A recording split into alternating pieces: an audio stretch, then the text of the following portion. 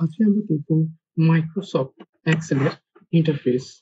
এখানে দেখতে পাচ্ছেন যে এখানে সেল রয়েছে, এখানে প্রথমে রিবন রয়েছে, এখানে ট্যাবগুলো আছে, হোম বাটন আছে, এরপরে ইনসার্ট বাটন আছে, পেজ লেআউট অর্থাৎ পেজ কি ধরনের পেজ আপনি চাচ্ছেন, এরপর আছে ফর্মুলা যার মধ্যে আমরা বিভিন্ন ধরনের শিটের কাজ করে থাকি, এরপর আছে ডাটা, বিভিন্ন ধরনের ডাটা শিট গ্রাফ এগুলা সাজানো হয়, এরপর আছে রিভিউ, আপনি কোনো কিছু এখানে দেখতে স্পেলিং ভুল হলে সেটা ঠিক করা যায়, ডিলিট প্রিভিয়াস বিভিন্ন ধরনের অপশন রয়েছে, এরপর আছে ভিউ জুম, আপনি চাইলে এটাকে জুম করতে পারবেন।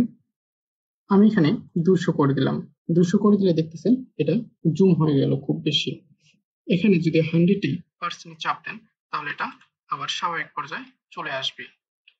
এরপর আছে হেল্প অপশন, এরপর আছে সার্চিং অপশন, কোনো সমস্যা হলে এখানে সার্চ দিয়ে প্রবলেমের সমাধান করা যায়।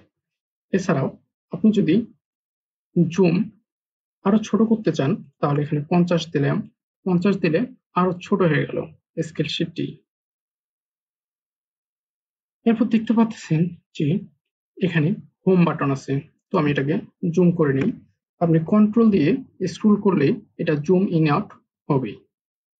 আমি এখানে কোনো কিছু লিখলাম, এখানে ট্যাব লিখলাম, ট্যাব লেখার পরে আপনি এটাকে যদি বোল্ড করতে চান এখানে বোল্ড অপশনে চাপ দিতে পারেন, অথবা এখানে হোম বাটনে বোল্ড অপশনে চাপ দিতে পারেন। আর এখানে এ আছে ইনক্রিজ অপশনে চাপ দিলে এটা ইনক্রিজ হবে। ওকে, নেক্সট ভিডিওতে আমরা দেখব কিভাবে ডাটা এন্ট্রি করা যায়।